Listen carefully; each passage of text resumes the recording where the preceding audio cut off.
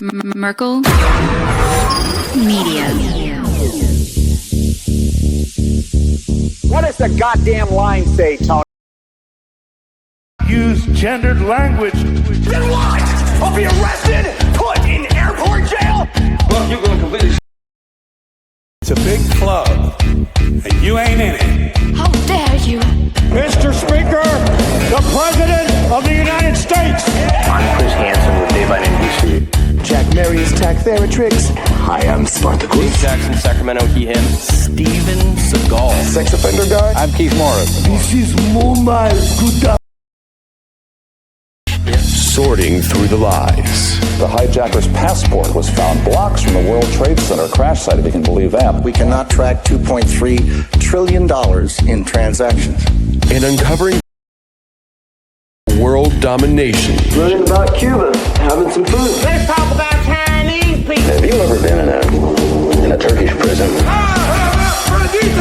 Swangles in Fort Lauderdale? I have sent 6 of my Libyan missiles to blow up the Sears hardware department. Nothing could be more fun than jumping off a cliff with 2 German bisexuals. Oh, you English are so superior, aren't you? Thank you, comrade. And now, macroaggressions. That's what assholes call it.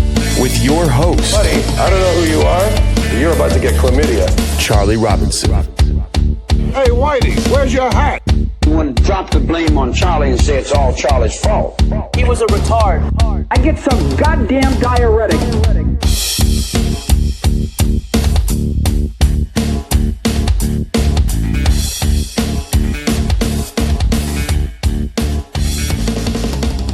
Welcome to Macroaggressions. I'm your host, Charlie Robinson. If you are watching us on Rockfin, Odyssey, Band.video, Vigilante.tv, or you're listening wherever podcasts are served, thank you so much. We appreciate your amazing support. If you want to connect with me, the website is theoctopusofglobalcontrol.com. You can find me on Twitter at macroaggressions. Hey, by the way, if you want to spend 9/11 in New York City with me, Richard Gage, Don Jeffries, Wayne McCroy, Tony Arterburn, John Brissom, and Gard Goldsmith, well, we've got the ability to make that happen for you. There's a link in the description for Free World NYC. It's Saturday, September 9th, 2023. We're going to do a presentation in New York City the weekend of 9/11.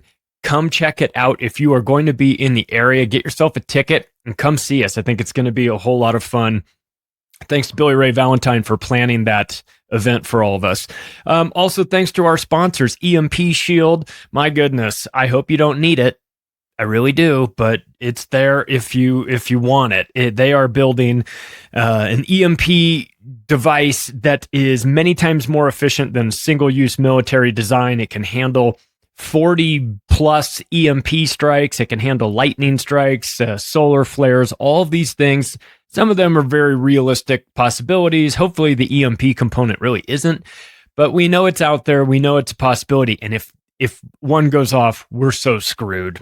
Like we're really back to like rubbing sticks together to start fires. So I tell you what, it's worth a look. It's worth going to empshield.com and taking a look, see what you think. You can get it for your home, for your car, for your motorhome or boat. If you have one of those, if you have a generator, it works for that as well. There's bundle packages. You can get a couple of them all at once, bring that price down. But just take a look. You can install it yourself. There's installation videos. It's relatively easy to do, or you can have an electrician come out and do it for you. But I'll tell you what, go to empshield.com, take a look, see what you think. If you find something that you like, the promo code MACRO will most definitely save you a bunch of money on your way out. So prices start at $389. It's reasonable. It's reasonable to protect your house. My God, or your car. You don't want to have to. It's going to be like Cuba, right? We're going to be all driving those 1950s cars forever because the parts don't work anymore because some asshole with an EMP shorted out the entire world, which is possible. Hopefully it doesn't happen, but EMP Shield has got you sorted out if you want to take care of that well in advance. Also, Chemical Free Body, been with us since the beginning. They make great supplements. They really do. Green 85 will get you going in the morning. I take that every single morning, and I have for 3 years. I appreciate Tim and the crew over there at Chemical Free Body. Take a look. See what you think. I mean, they've got products that work. it's a good place to start, I would say, considering most of the vitamin industry is so scammy and filled with grifters that, you find a guy like Tim James, you hold on to him. Their products work, and they've got all kinds of things, whatever you need. Pat Miletich has got his new Super Soldier formula that is out with them as well. Give that a shot if you're interested. I still haven't tried it. I'm planning on it, though. I promise, Pat, I will try it at some point. I'm into all this stuff. So, look, I know it's going to work because Tim's making it. So that takes some of the worry out of it. So take a look at for yourself. Go to chemicalfreebody.com. Use the promo code MACRO on your way out to save you some money. Nobody's coming to save you for your health. It's going to be up to you. So, that's really what it boils down to. Have you decided that you want to get yourself healthier?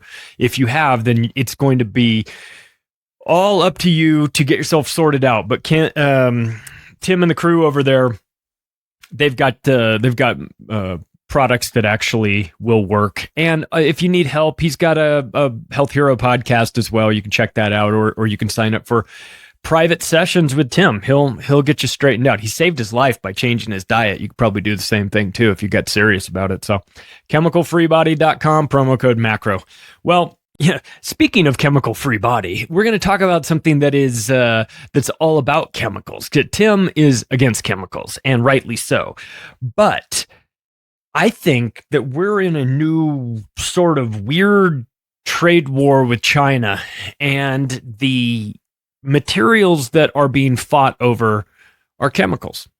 And that's unfortunately where we are, because,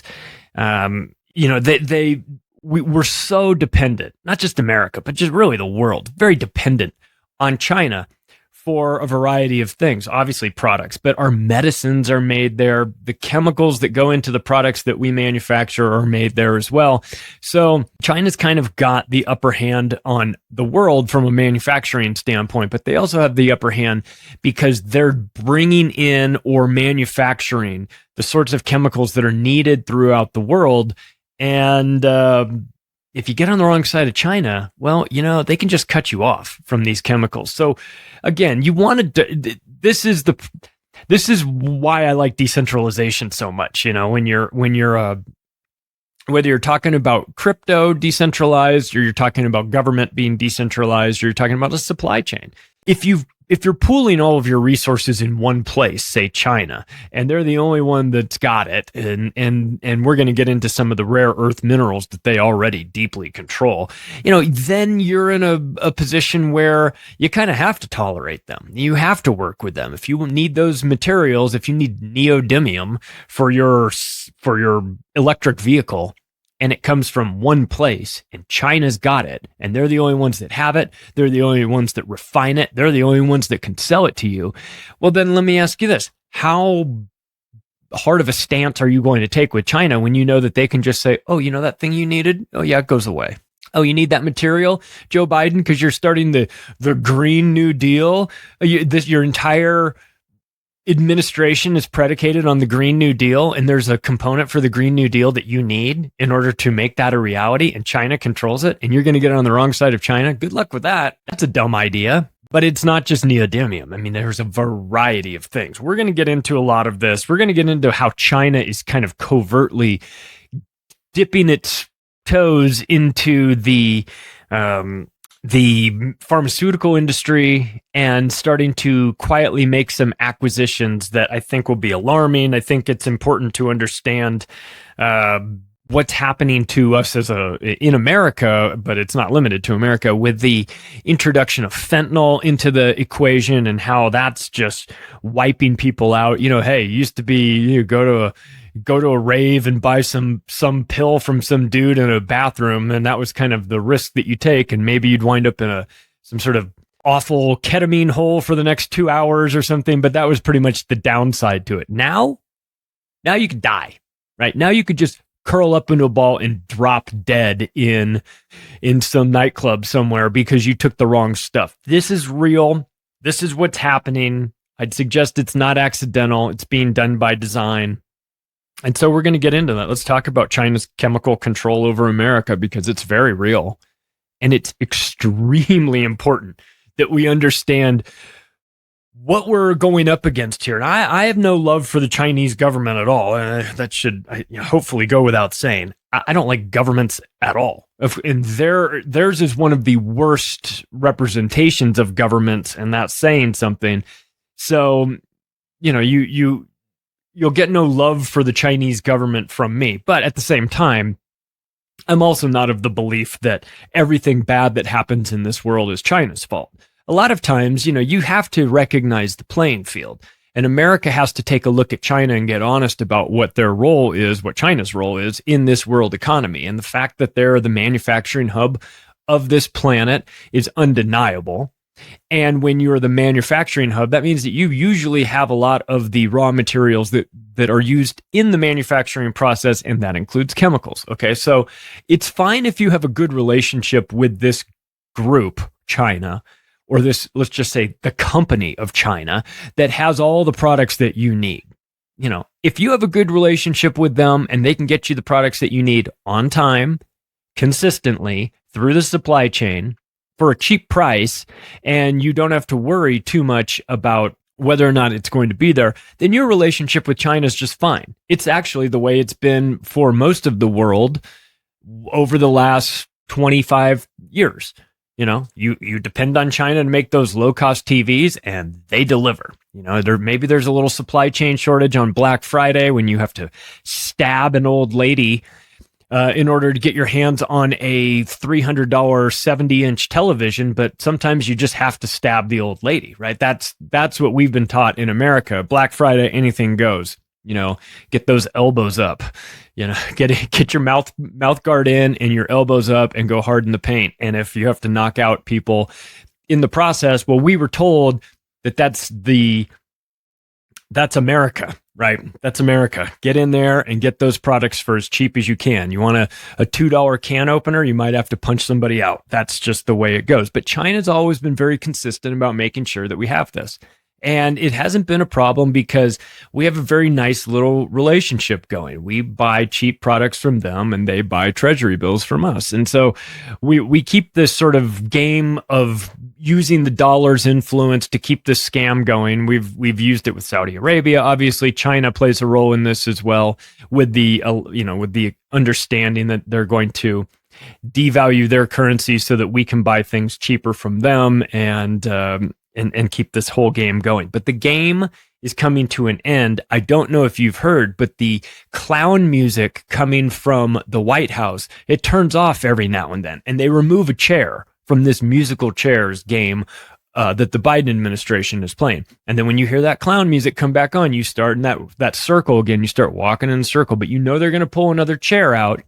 You just don't know when, and you don't know which one it is. My fear is that the chair that they're going to pull out is the China one. And when they do that, I don't think that this administration has really thought through the ramifications of that, because they're too busy worrying about what pronouns the general is going to have who's ordering you into a continued war in Ukraine that's going nowhere. So they're focused on pronouns. We're focused on actual problems. And look, China's building a backdoor into America while everybody is focused on the wrong thing. So let's talk about what they're doing, and let's talk about one of the acquisitions that they quietly made. And you probably didn't hear about it on your nightly news. Are you familiar with the company Syngenta? You should be. They're an agri-giant just like Monsanto. In fact, I would describe them as like Monsanto's cousin, okay? Just as bad, just as devious, just as deeply involved in making poisons and genetically modified organisms and pesticides that will definitely kill you. They're making seeds, they're making GMOs, they're making pesticides. That's their thing. That's part of what they do. Well, China wound up getting this backdoor into America by default, not in America itself, but by actually going to Basel, Switzerland, and the home of the evil Bank for International Settlements, but also the home of Syngenta AG.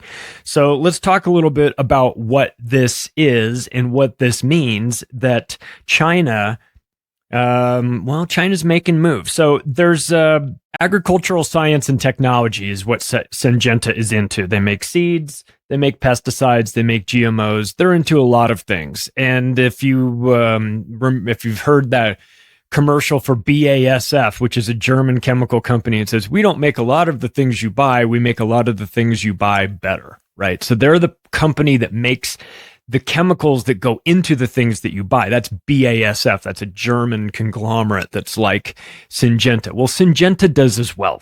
Syngenta makes a lot of the things that you buy. They make a lot of chemicals that you buy. So it was sold to a company called ChemChina in February of 2016 for $43 billion. Now, ChemChina is a state-owned Chinese chemical company. Okay. So it may have a businessy name of ChemChina, but you can just replace that with the Chinese Communist Party. The CCP owns this company, and this company now owns Syngenta. So what does that mean? Well, it means that China just got into the genetically modified organism game in a big way with this acquisition. And I don't think it's accidental. And I think that they are making moves several years in advance by doing this. Look, self-preservation may be part of this. You're trying to feed over, 1.5 billion people.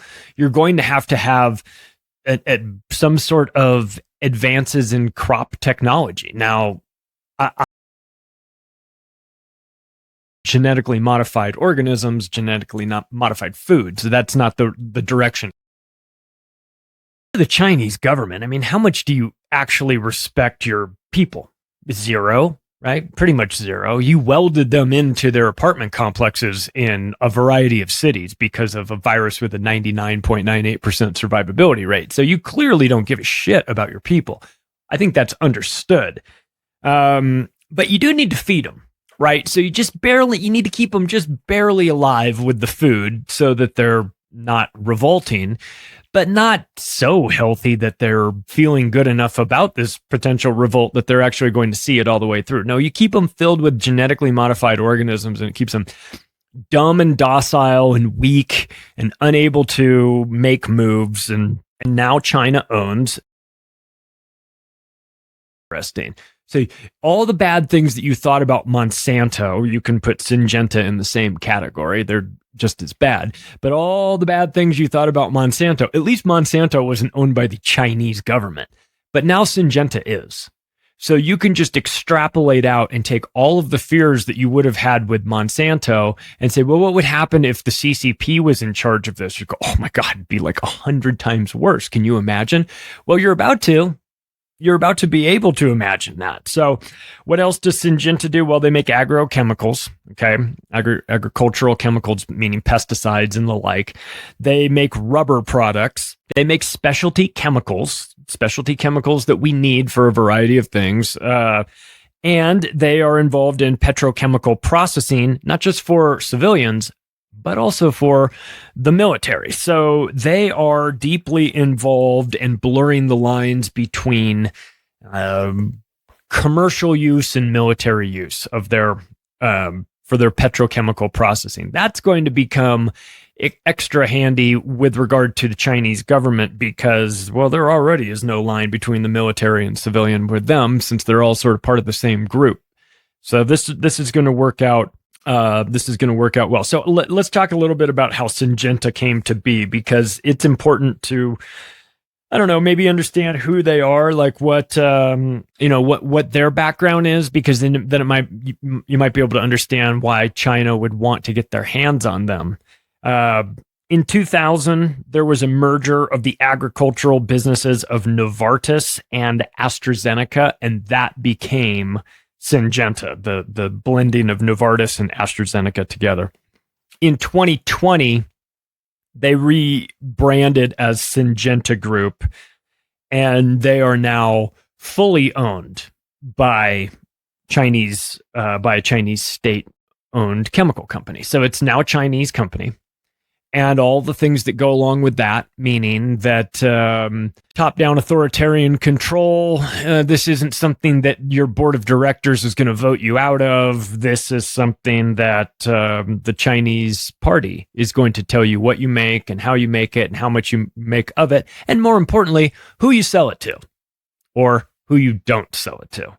Right, so there's going to be a lot of need for this to stay internal in China. Obviously, they're going to need the agrochemicals and everything that comes along with this. This was kind of a no-brainer purchase for them. If you've got $43 billion laying around and you can pick up one of these companies right now, now's the time to do it. So let's see. Guess what else Syngenta owned? Because this I think is going to be a place where we need to go. You allow your little conspiratorial mind to fly away on this one, because if you recall correctly, and we've done pretty extensive coverage of the Svalbard Global Seed Vault in it's in Norway. It's 1,100 kilometers south of the North Pole. It is 400 feet up a mountain and 300 feet inside the mountain, drilled out this vault in which they are storing they have the capacity to hold 4.5 million seed samples. That's the maximum storage. They've got several million in there already, so they're not totally full, but they have the ability to be full pretty soon. And once that is completed, it's going to hold not just 4.5 million seeds, but seed samples, and these samples come in packages of, I think, roughly 500 seeds per package. So they've got the natural seeds squirreled away up in this evil Bond villain layer, drilled into a mountain outside of the Arctic Circle. So, it's already sort of got the makings of a very secretive place. But do you know who financed it? Do you know who's in charge of the Seed Vault? Well, the Bill and Melinda Gates Foundation is involved, because we've talked about that plenty of times. They partnered with the Rockefeller Foundation on this one because, why bring one group of psychopaths to the party when you can bring both? And so the Rockefeller Foundation, which is essentially the United Nations, is involved in this Seed Vault as well, along with the Norwegian government. It's in Norway. It's technically in Norway. So the Norwegian government got involved. And the fourth party is Syngenta. So Syngenta is involved with the Seed Vault, where they're hiding away all of these natural seeds away from us, the plebes, where we're not able to access them. We're supposed to eat crickets and bugs and genetically modified organisms, where the real seeds are hidden away from us in a place where we're never going to get to them. But now China's involved. So if your purchase of this was to just get yourself a chemical company to add to your consortium of chemical companies, well, then I guess, good job. But as a bonus, is they get access to the Seed Vault as well, because Syngenta is one of the four partners. So what is the ramifications of the Chinese being involved in the Seed Vault? Like, how does that make you feel? Do you have any sort of energy one way or the Chinese people? It's not the people necessarily. It's obviously the government. But we know how they feel. They to death. We saw that during the I don't know. Any reports are up to 73 million people. Cultural revolution and this great leap and all of the things that were parts of this, and 20 to 30 million were said to have been killed by starvation. So the Chinese know a thing or two about the importance of food, and they know that they don't have some sort of moral hang up about starving to death large segments of their population. So now they're involved in the seed business. They have seed tech, and they own part of the Seed Vault. So what does that do for World War III? What does that make? How does that make you feel about the direction that we're going? How do you what is this? We've got let's look at who's involved in the Seed Vault. Bill Gates, the Chinese Communist Party, the world government Rockefellers and all the United Nations people, and they have access to all the seeds. So what do they have planned, right? I don't know. It's not good, and I think that it's important for people to recognize that the globalists are now, if you were ever wondering, like they're partnered up with the Chinese, and the Chinese are starting to get picky about who they sell rare earth minerals to. So let's get into that a little bit, because this is a big one for us. Nobody's really talking about it because rare earth minerals are not as exciting as domestic terrorists, I guess. In my mind, they're not. But I think they're important, so let's talk about it. There are restrictions on the exportation of certain rare earth minerals from China now due to, two reasons. First is internal demand for these. If you've got access to the supply of certain rare earth minerals that nobody else has, and you need them, good for you, now you have access to them. But there's a two-pronged approach to this. First, you've got them, and that's great for you in your mining, manufacturing, and refining industries. But also, now you've got to keep an eye out on who you sell it to. Because if this is a rare earth mineral, note the word rare, then not everybody has access to it. And if somebody needs it and you've got it, then you have the upper hand in this transaction. So the question is, what happens if you're China and you've got these rare earth minerals and your new enemy, the United States, is trying to buy them from you? What would you do? Would you sell them to the United States? I wouldn't. If I did, it would be priced at a level that I could get over the fact that I was selling to my enemy then, I guess. But I think that from a strategic standpoint, there's reasons to hold back. Now, it's one thing if the rare earth minerals that you desire in the United States are used for some obscure product that you're trying to manufacture, like, I don't know, something that goes on a diamond tipped blade that you're trying to manufacture, and you need this one rare earth element, and they just won't sell it to you. It'd be a real pain in the butt, and you probably wouldn't be able to make that product. But let me ask you this. What if your entire ideology is dependent on this, and the Green New Deal, the Biden administration's baby, about how we're all going to get into electric cars, and we're going to ditch internal combustion engines, and we're going to move to wind power, and we're going to move to solar power, and we're going to move to all these green technologies. And yet the one component that you need for the green technologies is being held by a country that you've always had pretty good relationships with. Hell, you helped build them. But now you're on the wrong side with them. Now you're having problems where there is a real possibility, I'm not going to put a percentage on it, but there is a real possibility that at some point you might wind up in a war against this country, China. So what kind of a strategic moron do you have to be to start a fight with the people that you depend on? Well, that's what the Biden administration is doing. And guess what? The Chinese have answered that question, because they have now stopped the sale of 3 different materials that the United States desperately needs for their manufacturing capacity.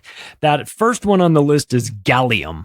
It's used for superconductivity for computer chips and LED displays. Okay. LED, we might be getting into the television world here. You could make a case that, LEDs are needed, but not the most necessary thing, and we could probably live without LED monitors and things like that. It'd be a pain in the ass, and I'm sure there's a lot that we do need them for that that we haven't really thought out, or I certainly haven't thought out. But whatever. LEDs, not the biggest thing on the list, but computer chips, yeah, we're gonna need those. We need those now. We have a very big need for those. You saw what happened during COVID when we had issues with supply chain, and the cars were coming off the manufacturing line, and they were just sitting there. They had nowhere to go because they still needed computer chips, and we weren't able to get them for a variety of reasons. So we most definitely need computer chips, and China's not the only one that makes them. The United States makes them. Taiwan makes them. Some places in Southeast Asia make them. But we need them badly. And gallium is integral for the superconductivity for computer chips. And China just said, we're not selling them to you.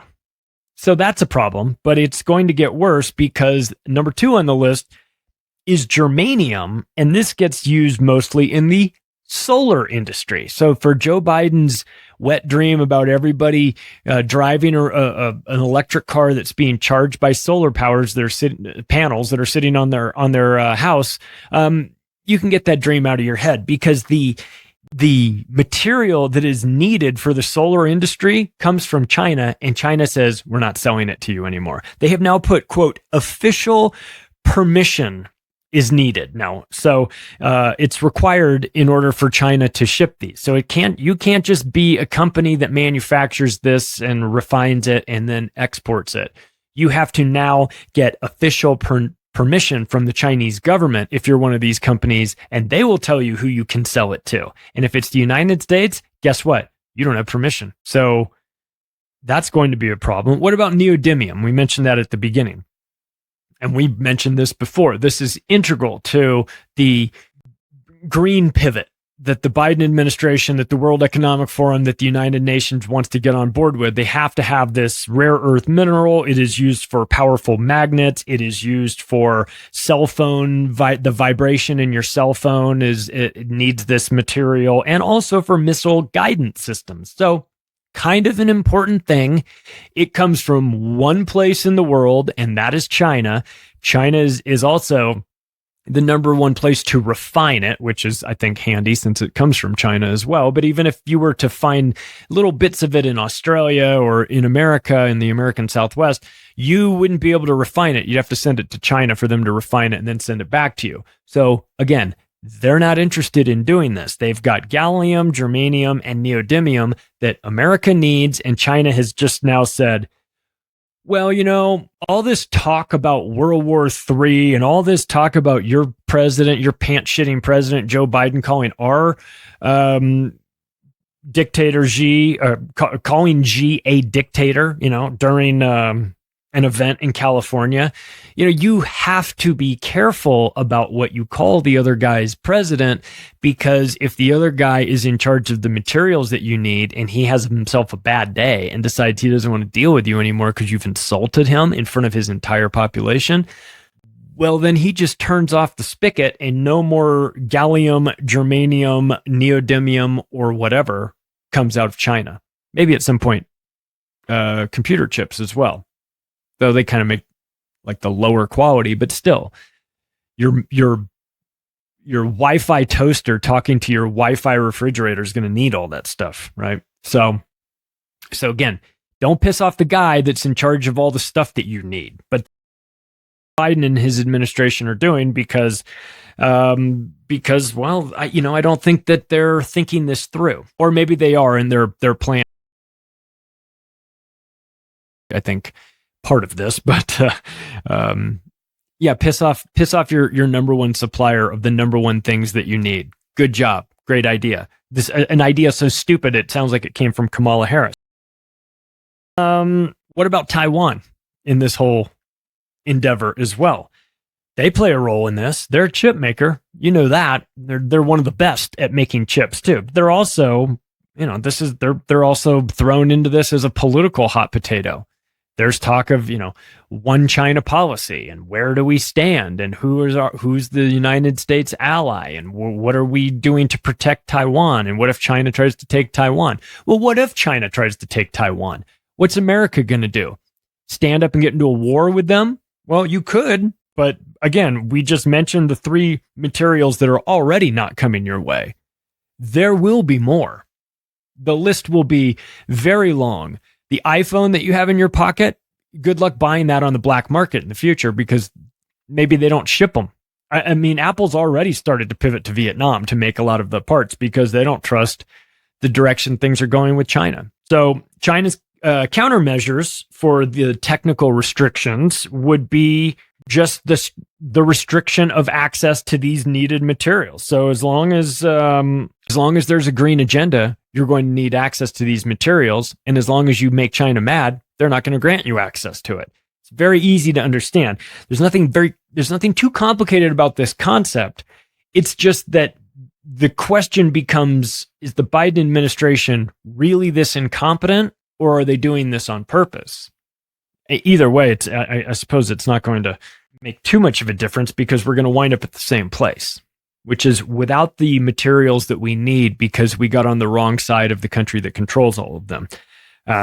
Supply chain dependency creates issues for foreign policy when the economic interests take over, exceed that, so we have economic interests that dwarf our foreign policy interests.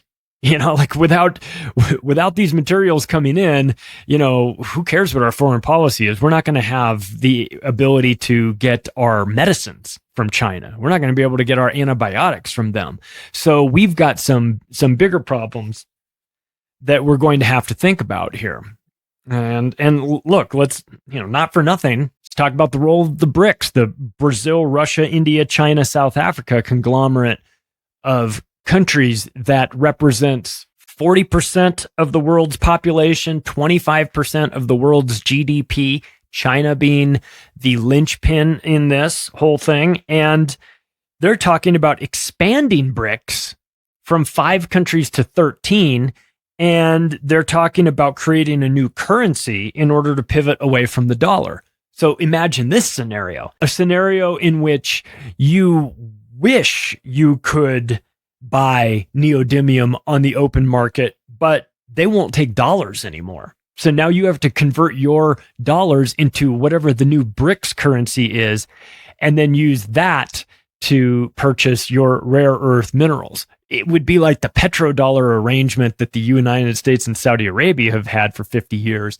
But instead of it being pegged to oil, this could be pegged to rare earth minerals backed by the BRICS. If you did that, now you'd be in a situation where you were creating artificial value for a new version of a currency, and that always gets you attacked. You always get bombs and democracy dropped on you from a C-130 cargo transport flying over Libya or Iraq, or whoever decides that they want to have some fantasy about pivoting away from the US dollar. So, but it's the loss of faith in the US dollar is, it has a ripple effect, as the great Ricky Varandas would say. It leads to other things. When you lose faith in the US dollar, and that confidence starts to crater, then people start to look for other things. It creates a debt spiral, where the debt it starts to compound on itself. You can't pull out fast enough. And next thing you know, you're buying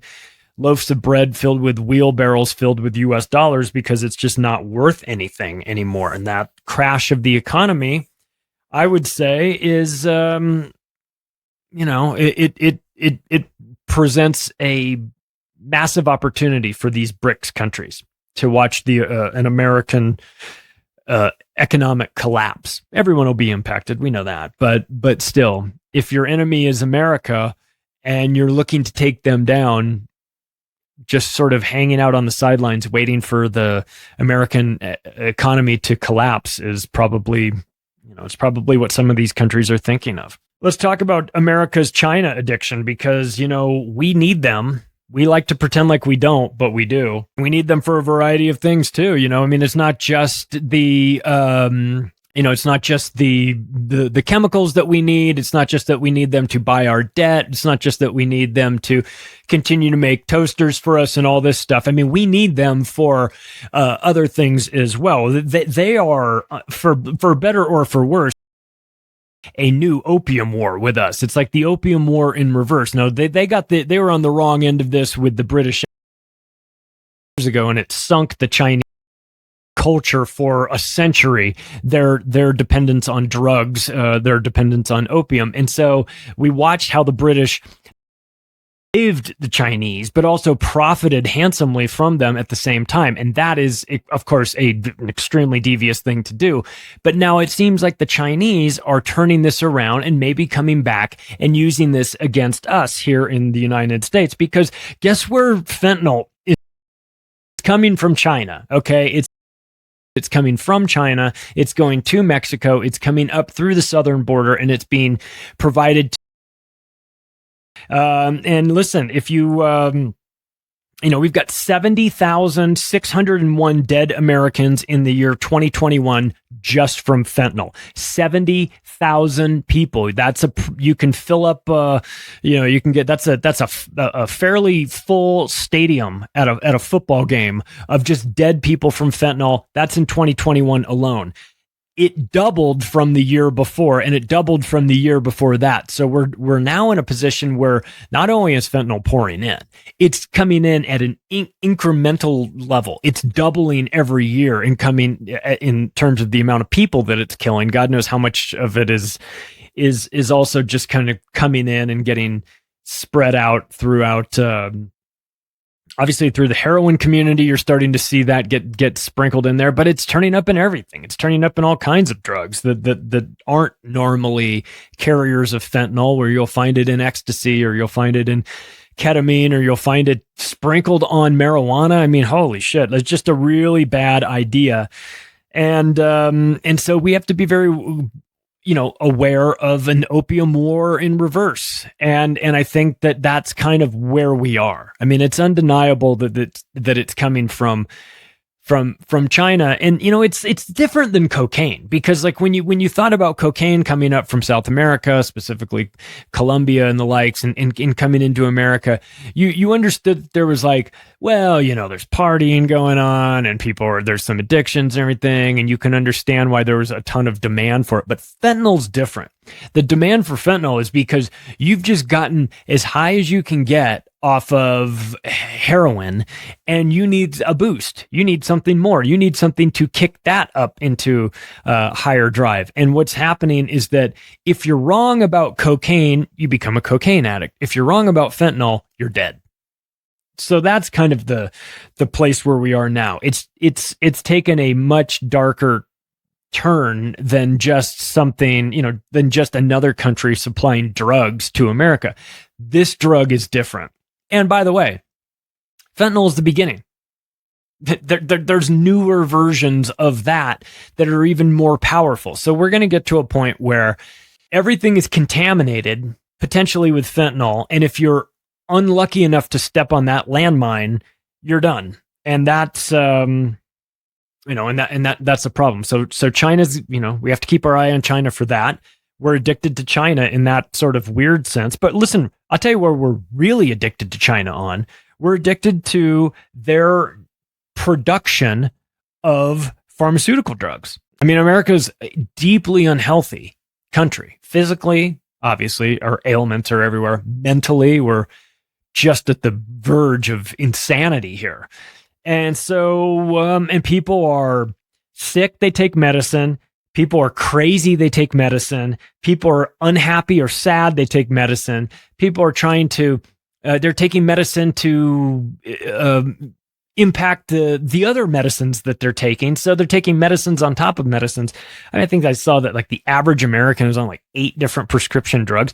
Get off of your prescription drugs, for God's sake. See if there is a way to go a different route than just defaulting to the pharmaceutical industry. Because listen, Americans are hooked on petroleum-based, Rockefeller pill-based medications, and those come from China. 93% of prescription drugs come from China. Get on the wrong side of China, and China cuts off the supply of prescription drugs. Now, in one hand, good.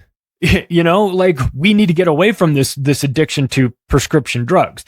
On the other hand, you have to be very careful about how that happens, about how you reduce your dependency. Listen, if you're strung out on benzos and you detox too quickly, it will kill you, okay? talk to Jordan Peterson, or look at the Jordan Peterson situation where he went to Russia and he was there for 6 months trying to detox off of this. This is no joke. You can't go cold turkey off of benzos. It's not a matter of like, I'm strong enough to beat this addiction. There are physical downsides to this. Now, again, I'm not a licensed doctor, so do all your own research. That should go without saying, but you can look this up. But coming off of benzos too quickly is a death sentence. So you have to sort of slowly do that. If China turns the tap off on for that, we're going to have a lot of people that are dying as they are detoxing. They're dying.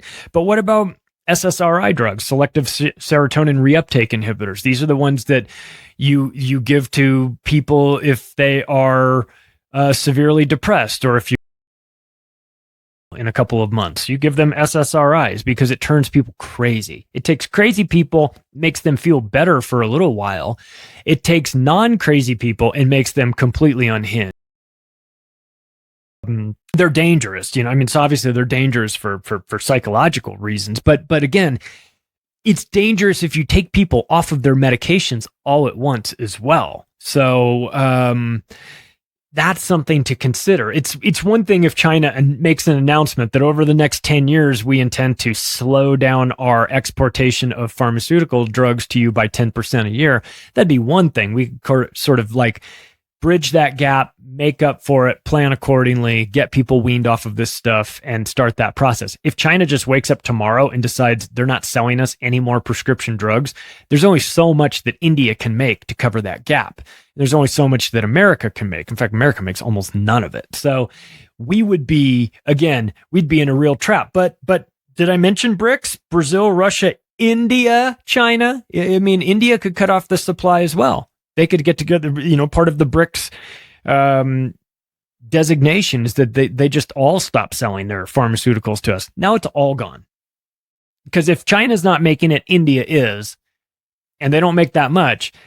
But if they make the decision that they're cutting off our medicine, 97% of American antibiotics are made in China. So maybe, don't threaten to bomb China back to the Stone Ages, you retards, because they make the stuff that we need. They make the antibiotics that we need. They make the prescription drugs that we need. Yeah, they make televisions and things like that. We may think that we need them. We could do without, or we could find some workarounds, but you can't find the workarounds for antibiotics, not right away. So we're talking about some very necessary materials. We're talking about some luxury items like televisions and the like. But you know what? We're also talking about the most addictive substance known to man that comes out of China. It's not fentanyl. It's not heroin. It's not cocaine. It's none of those things. You know what it is? It's smartphones. That's what it is. And they come from China. And the tablets come from China as well. So what happens to Americans if all of a sudden they just decide to stop selling us smartphones and tablets and computers? Okay. Now, would that be brand suicide for a lot of these manufacturers? Of course it would be. But if it was a war, and if it was a war that took a variety of different shapes and sizes, not necessarily a hot war, but it was a trade war, it was a product embargo war, it was a financial war, it was all of these things. It was an information war, it was an EMP strike that went off, it was a withholding, a disruption of the supply chain. Wars on the battlefield with trenches and chemicals going off and all that, that's so 1913, you know what I mean?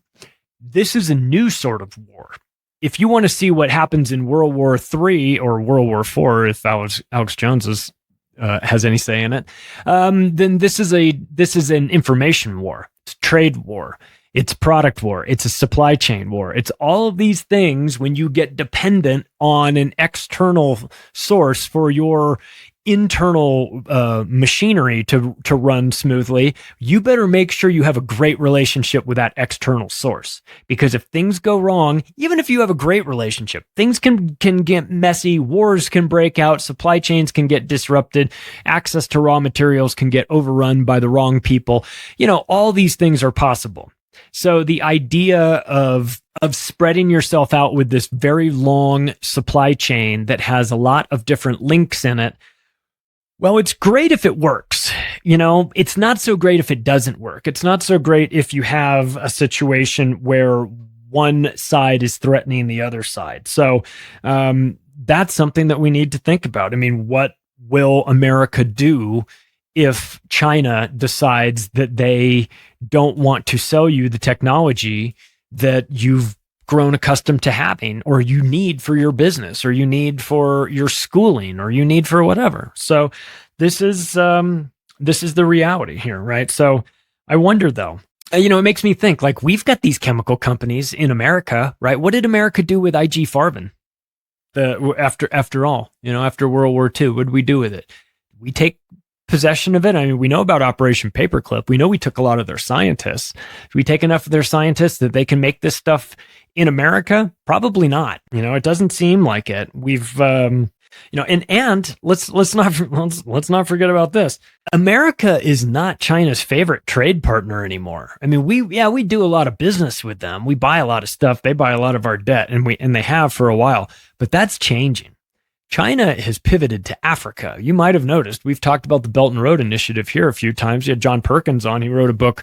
The third version of Confessions of an Economic Hitman has to do with the Chinese economic hitman working in South America and Africa. So these are places that we need to take a look. I mean, America used to be the priority, but what if you're building out rail infrastructure and you need and you need some of that materials to go to Africa instead of Athens, Georgia. Instead you get it in, it winds up making a detour and heading somewhere else because, the investment opportunities are so much greater working in Africa. Oh, and by the way, who's got the raw materials?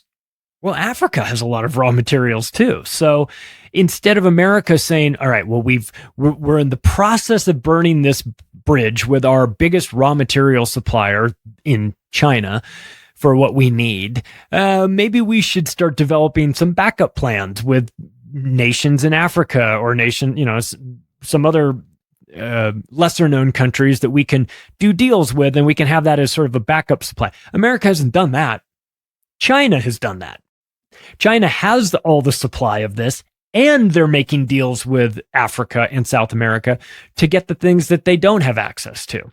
So they're doing everything the right way, meaning they're shoring up their materials, their raw material base. They're putting deals in place. They're building out a ton of rail infrastructure. I don't know if you saw the recent map of what China's been doing in Africa with the rail system.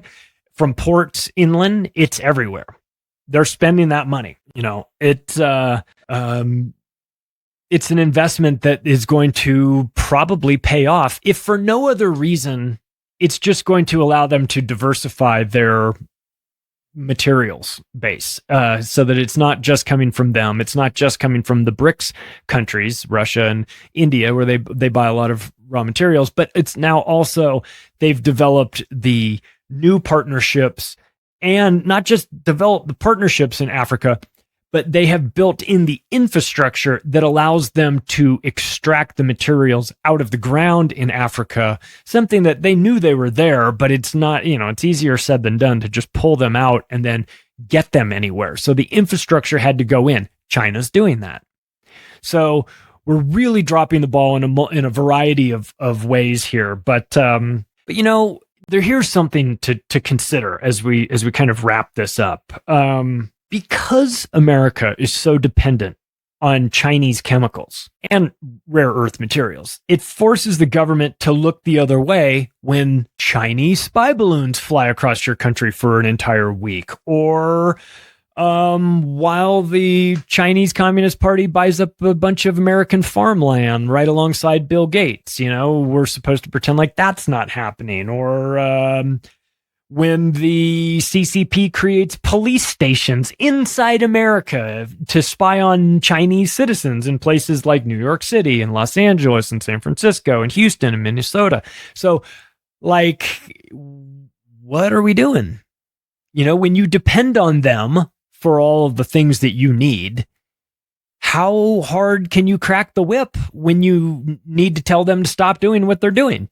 The answer is, if you're the Biden administration, you can't crack the whip at all. You send Anthony Blinken up to Alaska to have a meeting with the Chinese and tell the Chinese how it's all going to be. And I'm going to send my top guy up there, Anthony Blinken. And he got run out of the room by the Chinese. They just simply wouldn't deal with him. They wouldn't listen to him. He's a clown. You can't tell them shit. Again, they just say, oh, you mean these chemicals that you need? These rare earth minerals that you guys need? Oh, they go away the minute we hear you talk about anything. So if we want to fly spy balloons over the United States, you know what I want you to do? I want you to defend us and make up stories to the media and tell the media that it's not a big deal when it is. You've got them by the balls, especially when the Biden administration is literally doing business with them. The Biden family is doing business with the Chinese. Again, this all gets very murky. I'm not coming at this from a Republican side of things. I have just as much contempt for those people as well. But the Biden family and the Chinese Communist Party are in business together, in case you just fell off a turnip truck or something. It's really happening. This is what's going on. The Biden to spend over $500 billion in this clean energy circle jerk fantasy that they're having over just the next decade. But none of it happens without China's chemicals and rare earth minerals. It just doesn't happen. It all comes to a screeching halt. Might not be the worst thing.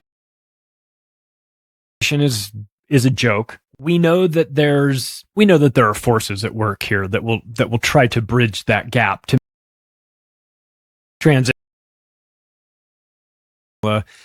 Is a key for world government, and they desperately need that. So you know that everything will be tried.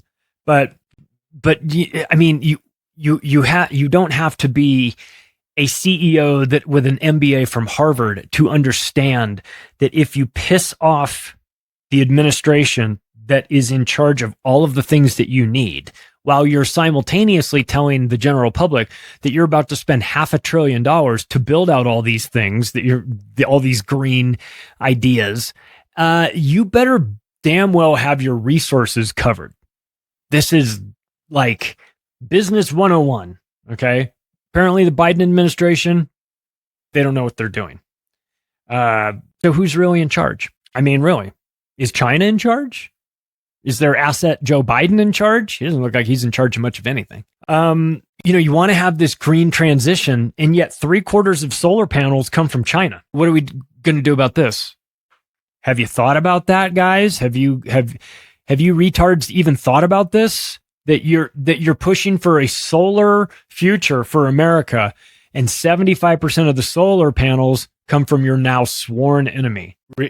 Are we going to have the adult conversation about this, or are we just going to play make believe? Or is in Joe Biden's mind, we're going to invade China and we're going to take all their resources like we tried to do in Afghanistan? We couldn't beat a bunch of farmers. You think you can beat 1.7 billion Chinese people that are angry that you're in their country? I mean, this is nonsense, of course. Wind turbines, a linchpin of Joe Biden's green agenda. They all come from China. All of them. The materials that you need for them and the materials that you need to make them out of, they all come from China. So what are we doing? Lithium ion batteries. Perhaps you've heard of them. Necessary for electric vehicles, right? 76% of lithium ion batteries come from China. 8% come from the United States. Again, the batteries you need are in China. The solar panels you need are in China. The wind turbines you need are in China. The rare earth minerals that you need are in China. The chemicals that you need are in China. And Joe Biden is threatening World War III with China. It's a problem. We should have known this was coming. When the World Trade Organization let China in 2001, it really sort of fueled this dependency. Before that, if you took a look at like the percentage of the demand for chemicals adds up to 100%. Okay. Back in the 80s, the demand for chemicals by North America was 27%. It's been slipping. The demand for chemicals in North America has gone from 27% in the 80s to 18% in the 90s to 2% now. We have almost no demand for chemicals in the United States. Now, you would think that we had a huge demand for it. And I guess you would be partially right. We do have a demand for chemicals, but we have a demand for the finished product of the products that were made by the chemicals, not the chemicals themselves. We're not doing the manufacturing. Remember NAFTA? Remember when Bill Clinton signed that piece of shit and it gutted America and it destroyed the middle class and it outsourced 50,000 factory jobs instantaneously to Asia and Mexico? You remember that? That's the reason why we've gone from 27% North American demand for chemicals to 2%, because we don't make anything anymore. Would you like to know what the China numbers are? In the 80s, the demand for chemicals in China was 9% of the market. In the 90s, after NAFTA, it jumped to 35% of the market. You know where it is now? 67% of all chemicals needed on this planet Earth go to China. 2/3. China's demand for chemicals is 67% right now. America's is 2%. We demand chemicals from China, so China demands that America does what it's told. I guess it goes back to that old adage, right? It used to be, he who has the gold makes the rules, right? But since we don't use gold anymore, gold is a barbarous relic. I guess what it is these days is, he who has the chemicals makes the rules. Hey, if you like this episode, you can take the additional step right now of sharing it with your friends and family. Rate the show. If you think I've done a good job, I certainly could use the algorithm help. Give me a 5-star rating, write a little blurb about it. If you want to connect with me, the website, theoctopusofglobalcontrol.com, Twitter @macroaggressions, Instagram @macroaggressionspodcast. Thanks, everybody. I'll talk to you again soon.